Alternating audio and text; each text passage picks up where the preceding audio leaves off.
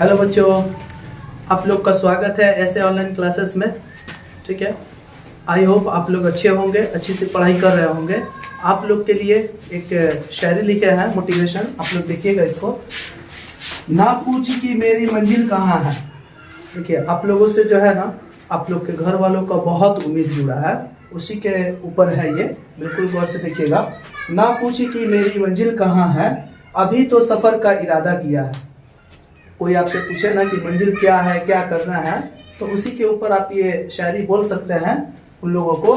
अभी तो सफ़र का इरादा किया है, ना हारूंगा हौसला चाहे कुछ भी हो जाए, ये मैंने किसी और से नहीं खुद से वादा किया है। आप जब तक अपने अंदर खुद से वादा नहीं कीजिएगा कि मुझे पढ़ना है या मुझे लाइफ में ये बनना है, तब तक आपको कोई कुछ भी कह दे, आप उसको कर नहीं सकते।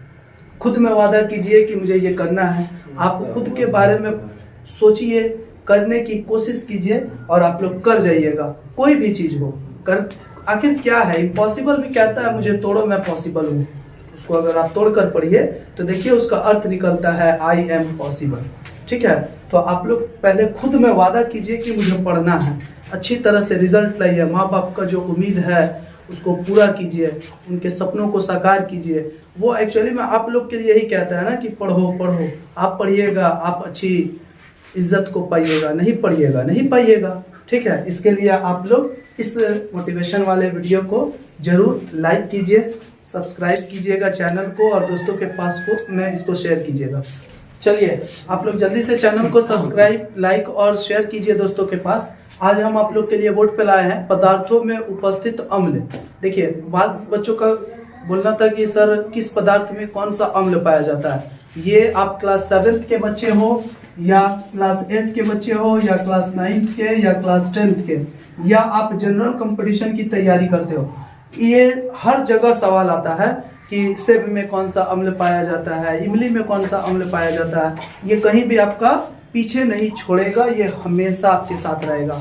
एक नंबर में ये ऑब्जेक्टिव में सवाल पूछ देता है। ठीक है, तो चलिए हम लोग देखते हैं एक एक करके। देखिए, संतरा जो होती है ना, संतरा में कौन सा अम्ल पाया जाता है, तो सिट्रिक अम्ल होता है। इसी सिट्रिक अम्ल का एक और नाम होता है साइट्रिक अम्ल। संतरा की तरह ही होता है नींबू, अर्थात नींबू में भी क्या होगा, अपना सिट्रिक अम्ल या साइट्रिक अम्ल होगा। उसी तरह दूसरा नंबर आता है इमली। इमली देखिए, इमली बहुत खट्टा होता है जी। उसी तरह कच्चा आम जो होता है ना, वो भी क्या है, कच्चा आम, अंगूर, इन सभी के अंदर टार्ट्रिक अम्ल पाया जाता है। इमली के अंदर, कच्चे आम के अंदर, अंगूर के अंदर टार्ट्रिक अम्ल उपस्थित होते हैं, ये याद रखिएगा। फिर देखिए टमाटर, टमाटर में ऑक्जेलिक अम्ल होता है। ठीक है, अमरूद के अंदर भी ऑक्जेलिक अम्ल होता है। देखिए, इसी ऑक्जेलिक अम्ल के कारण, यानी कि जब जमाव ज्यादा हो जाता है तो पत्थर बन जाता है। क्या बन जाता है जी, पत्थर बन जाता है, पत्थर बन जाता है। यानी हमारे अलग किडनी में पत्थर हो गया, आप लोग सुने होंगे पीठ में पत्थर हो गया। ये पत्थर होने का पीछे का लॉजिक क्या है, ऑक्जेलिक अम्ल। जब ऑक्जेलिक अम्ल ज्यादा हो जाता है किसी भी अंग के अंदर, तो वही पत्थर का रूप ले लेता है। ठीक है, देखिए फिर आता है दही में। आप लोग को पता है दही में लैक्टोबैसिलस पाया जाता है, जीवाणु। इसी लैक्टोबैसिलस, यही लैक्टोबैसिलस एक अम्ल का सेक्रेशन करता है, उसी को कहते हैं लैक्टिक अम्ल। ठीक है, तो दही में कौन सा अम्ल हुआ जी, तो लैक्टिक अम्ल हो गया। फिर आता है कि सर चींटी के डंक में कौन सा होता है, तो मेथेनोइक अम्ल और फॉर्मिक अम्ल। कहिए तब बात एक ही होता है, मेथेनोइक अम्ल या फॉर्मिक अम्ल। ठीक है, अच्छा उसी तरह हम आपसे एक सवाल पूछ देते हैं, ये चींटी का डंक है, बताइए तो मधुमक्खी के डंक में क्या होगा, कमेंट कीजिएगा नीचे। ठीक है, कि मधुमक्खी के डंक में कौन सा अम्ल होगा। सेब में होता है मौलिक अम्ल। सेब के अंदर कौन सा अम्ल होता है जी, मौलिक अम्ल होता है। ये मौलिक अम्ल जो होती है ना, मीठी भी होती है, और देखिएगा सेब जो होता है मीठा भी लगता है, और वो ज़्यादा खाइएगा ना एसिडिक होने लगता है। तो देखिए मक्खन के अंदर कौन सा अम्ल होता है जी, तो ब्यूटेनॉइक अम्ल होता है। जनरली यही नाम आप लोग ज़्यादा सुनते होंगे, ब्यूटेनॉइक अम्ल, लेकिन उसी को ब्यूट्रिक अम्ल के नाम से भी जानते हैं हम लोग। चाय के अंदर टैनिक अम्ल होता है। यही टैनिक अम्ल क्या करता है जी, नशा।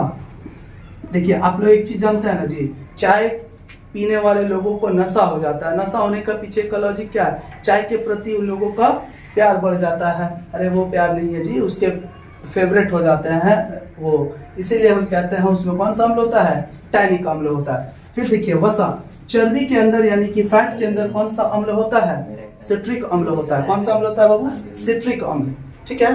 देखिए प्याज के अंदर कौन सा होगा, एस्कॉर्बिक अम्ल, या आंवला के अंदर कहिए तो यही एस्कॉर्बिक अम्ल होता है। आप लोगों से गुजारिश है कि ये पेय पदार्थ के अंदर कौन कौन से अम्ल होते हैं कमेंट करके बताइएगा, ठीक है। देखिए पेय पदार्थ में कौन कौन, जैसे कोक समझते हैं, कोको कोला,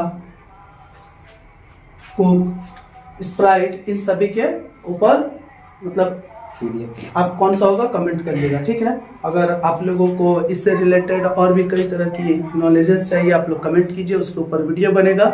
आप लोग कोई भी क्लास में हो, 7th 8th 9th 10th, आपको यदि नोट्स चाहिए तो आप जो है हमारे नंबर पे कांटेक्ट कीजिए, आप लोगों को नोट्स प्रोवाइड किया जाएगा और आप लोगों का जो रिकॉर्डेड वीडियो है वो यूट्यूब पे अपलोड कर दिया जाएगा, ठीक है।